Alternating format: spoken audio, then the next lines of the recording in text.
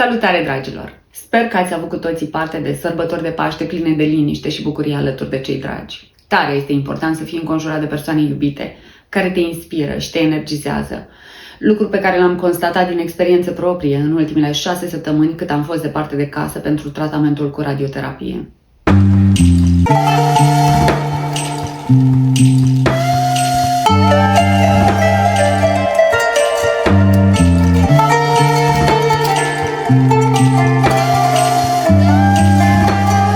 După cum vă povesteam anterior, intenționez să filmez episoade noi doar atunci când sunt cu sens și simt că am ceva relevant, important să vă comunic. Ideea de a face conținut doar pentru a păstra frecvența și a menține mulțumiți algoritmii nu mă încântă. Așadar, am ales să fac lucrurile în ritmul meu propriu, înțelegând că alegeți să mă urmăriți pentru că vă sunt dragă și aveți încredere în mine, nu pentru că postez la anumite intervale recomandate de diferitele platforme. Cum sunt într-o fază de căutări profunde, dorind să aflu motivele pentru care am ajuns în punctul acesta, lecțiile care trebuie învățate în urma experienței și integrate în viața mea actuală și viitoare, pentru a nu mai reveni niciodată de unde am plecat, m-am declarat 100% deschisă la orice mi oferă viața în continuare. Și uite așa, a apărut din senin oportunitatea de a cunoaște un grup de femei remarcabile, cu care m-am putut identifica, în mijlocul cărora m-am putut arăta în întregime, așa cum sunt eu, cu toate vulnerabilitățile și cu toată puterea mea, și de la care am putut învăța lucruri prețioase. Cum am ajuns eu la aceste doamne minunate? Buna mea prietenă M mi-a spus faptul că în Cluj există o asociație dedicată cazurilor oncologice, care ajută prin grupuri de suport, strângeri de fonduri pentru cazuri dificile, oferirea de informații esențiale pentru prevenție și vindecare și care periodic organizează retreat-uri oncologice, în care se adună supraviețuitoare ale acestei maladii, pentru a se cunoaște între ele, a se bucura de o pauză de la iureșul vieții de zi cu zi și pentru a fi informate în legătură cu diferite aspecte ale unui stil de viață sănătos. Asociația Gabriel, căci acesta este numele organizației inimoase care m-a primit cu brațele deschise, a fost înființată de Andra Deag, soție, mamă, femeie de carieră, un om cu adevărat bun, care vrea să facă o diferență pozitivă prin acțiunile sale. Andra a fost diagnosticată în urmă cu 2 ani de o formă rară de cancer la sân, un cancer triplu negativ cu mutație genetică, despre care până la ea pacientele nu știau multe informații decât faptul că are un pronostic destul de rezervat. Din fericire, a fost prins la timp, a fost tratat și a avut un răspuns excelent, Andra fiind în prezent cancer-free.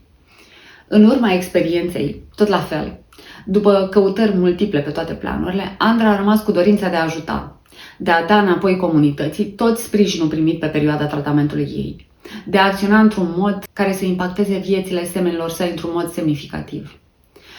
La retreat-ul organizat în afara Clujului, într-un loc de poveste, în mijlocul naturii, unde te încarci de energie pozitivă doar admirând munții, pădurea, cerul senin și conectându-te cu pământul. Organizarea a fost impecabilă, alternând momentele de educație cu antrenamente legere în aer liber, cu mese nutritive concepute special pentru nevoile noastre și cu clipe de distracție mult dorite.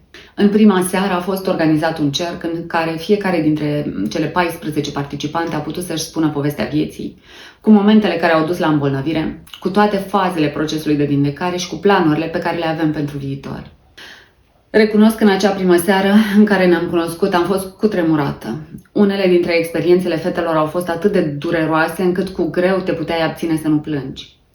De la divorțuri violente după o viață întreagă de abuz, la tineri care au luat decizia unei histerectomii totale din cauza mutației genetice, în ciuda faptului că încă nu au copii, la situații profesionale extrem de stresante, până la tragedia de neimaginată a pierderii unui copil, toate femeile din încăpere, prin simplu fapt că se aflau încă acolo, că încă mai trăiau în ciuda provocărilor extreme pe care viața le-a pus în calea lor, au dat dovadă de o forță greu de înțeles pentru un om cu viață obișnuită. Însă știți ce m-a șocat cel mai mult? Faptul că, din punctul meu de vedere, era imposibil să nu vezi că pe toate ne unea o traumă, care știu că e un cuvânt la modă, prea des folosit, însă era imposibil să nu vezi faptul că, în ciuda circumstanțelor care erau diferite de la un caz la altul, noi toate aveam în spate o perioadă de stres extrem, mult peste ce ar trebui sau ar fi capabil să suporte un om. O perioadă în care toată durerea, presiunea, nemulțumirea, lipsa de iubire față de sine s-au acumulat și au explodat sub forma unei afecțiuni zguduitoare. Și știți ce am mai observat interesant? Faptul că boala a reprezentat pentru noi toate un nou început. Cred că e prea mult să spun că a fost necesară, însă a fost elementul declanșator care ne-a comunicat cât se poate de dur că așa nu mai putem continua pe același drum dacă vrem ca rezultatul să fie unul fericit. Cum era zicala aceea lui Einstein, că definiția nebuniei este să faci același lucru iar și iar și să te aștepți să obții rezultate diferite? Din fericire, semnul mare de avertisment a fost văzut de fiecare dintre noi și toate ne aflăm într-o perioadă de explorări personale, în fața unei pânze goale pe care dorim să o umplem în cel mai frumos și semnificativ mod în viitor. Una dintre poveștile care mi-a rămas în minte mult după ce am părăsit retreat-ul a fost cea a lui Elle, o mămică tânără a 2 copii minunați, care a fost convinsă toată viața ei că se va îmbolnăvi de cancer, care se controla în permanență de teama acestui diagnostic înfiorător și care, în cele din urmă, și-a manifestat această frică a ei printr-o formă de cancer triplu negativ. În ultima vreme îmi era din ce în ce mai clară puterea mentalului nostru, și la bine și la rău. Însă parcă prin cazul ei am primit confirmarea de nerefuzată a faptului că suntem co-creatori ai realității noastre și că trebuie să fim foarte atenți la ce gândim și la cuvintele pe care le rostim. După prima seară, în care ne-am încărcat cu emoții de tot soiul, a urmat o zi educativă în care mai mulți invitații ai asociației au venit să ne vorbească despre diferite teme relevante pentru noi în situația actuală. Ioana Dodan, de la The Fab Squad, a ținut un mega atelier despre branding personal, în urma căruia doamnele au putut să-și descopere direcția în care să o apuce, congruentă cu valorile lor personale și cu viziunea nou descoperită despre viață. Doamna doctor dermatolog Melinda Fabian ne-a vorbit despre îngrijirea pielii pe perioada tratamentelor oncologice și despre skincare în general. Ideea principală cu care am rămas în urma discuției a fost despre importanța utilizării de zi cu zi a unei creme cu factor de protecție, pentru că se pare că nu există bronz sănătos, soarele fiind în general un agresor al pielii noastre.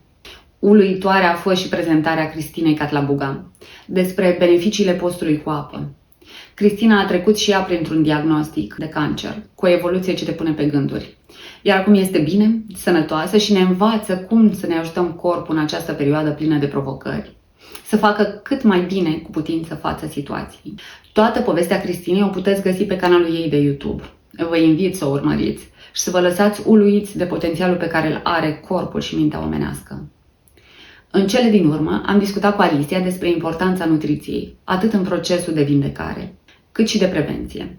Despre necesarul zilnic de calorii, de proteine, fibre, despre suplimente și despre obiceiuri alimentare sănătoase. La finalul celei de-a doua zile de retreat, după ce ne-am cunoscut și ne-am lipit mai bine unele de altele, am încheiat într-un mod pozitiv, cu râsete, cântece, jocuri și cu convingerea că ne acceptăm exact așa cum suntem, fără niciun fel de judecată din partea celorlalte. Cumva, după un astfel de diagnostic, lucrurile se schimbă atât de mult, atât la interior, cât și la exterior, încât nici nu concep să te lași condus de aparențe, de frica părerilor celor din jur, de impulsul de a emite judecăți de valoare despre cunoscuți. Dorința tuturor doamnelor pe care le-am întâlnit era să ajungă la o stare de echilibru, să se bucure de o viață frumoasă alături de cei dragi ai lor și să atingă vârsta la care să afișeze cu mândrie cât mai multe riduri, de care desigur ne temeam înainte. Și spun că schimbările sunt atât de vizibile și la exterior, deoarece am văzut pozele mai multora dintre ele, de dinainte de chimioterapie, și pot spune cu mâna pe inimă că părem cu totul alți oameni acum. Și nu mă refer neapărat la faptul că majoritatea dintre noi ne mândrim în prezent cu o frizură hard rock, în contrast cu părul de prințese de dinainte. Nu, e mai mult de atât. În ochii fiecăreia dintre doamne se citește o hotărâre fără de care n-ar fi reușit să treacă prin această perioadă dificilă. Se mai citește un calm dat de faptul că au mers până în iad și înapoi și și-au dat seama ce e cu adevărat important în viața lor. Se mai citește o bucurie de a trăi fiecare clipă la intensitate maximă, deoarece glonțul a trecut destul de aproape. Și se mai citește bunătate, dorința de a ajuta, de a face bine, oricât de mic, pentru ca viața noastră, cea nouă, să aibă un sens mai profund decât o simplă supraviețuire. Anterior am mai avut plăcerea de a participa la cercuri de femei, care m-au transformat în bine, datorită cărora am putut înțelege energia masculină de luptă acerbă în care funcționam.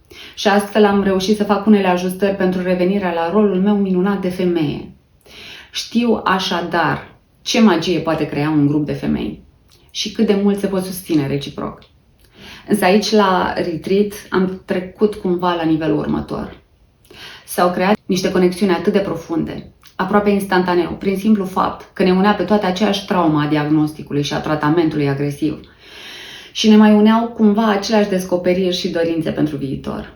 E încurajator, de ce nu inspirațional să vezi atâtea femei puternice, suficient de curajoase încât să se afișeze cu toate vulnerabilitățile și temerile lor. Îți dă speranță și știi că ai un sprijin oricând ai nevoie. Cu ce am rămas eu după retreat? Cu admirație față de toate doamnele pe care le-am cunoscut și în special față de Andra, care a luat povestea bolii ei, a întors-o la 180 de grade și a făcut-o un lucru minunat, de mare impact pentru multă lume. Cu întrebări referitoare la sensul pe care îl voi da vieții mele de acum înainte și cu dorința de a face lucruri frumoase, creative, care să mă împlinească și care să justifice noua șansă primită. Cu nevoia de a explora mai mult partea spirituală, pentru că sunt atât de multe lucruri pe care nu le înțeleg încă cu mintea, însă le simt profund în inima mea. Și cu hotărârea de a continua să trăiesc cu bucurie toate clipele în care am privilegiu să respir. E posibil ca episodul de azi să fi venit cu insight-uri prea profunde. Însă până la urmă dorința mea este să fie un canal educativ, de suport, cu informații reale. Iar acesta este locul în care mă aflu acum.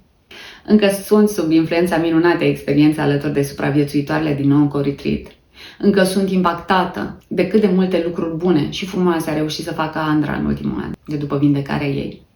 De aceea, așa cum v-am promis, când am ceva relevant de povestit, vin în fața voastră și mă deschid. Iar experiența aceasta a fost una profund transformațională, despre care musai trebuia să vă spun. Dacă v-a plăcut episodul de azi, nu uitați să vă arătați susținerea cu un like. Dacă ați trecut prin experiențe similare în care ați simțit cât de importantă este susținerea semenilor în situații dificile, vă rog să-mi povestiți despre ele în comentarii. Și dacă încă nu v-ați abonat la canal, o puteți face ajutând astfel să ajung la cât mai multe persoane care ar putea beneficia de pe urma relatării fazelor vindecării mele. Ca și până acum, vă mulțumesc că sunteți aici, că încă sunteți aici. Până data viitoare, zile luminoase tuturor și desigur, enjoy!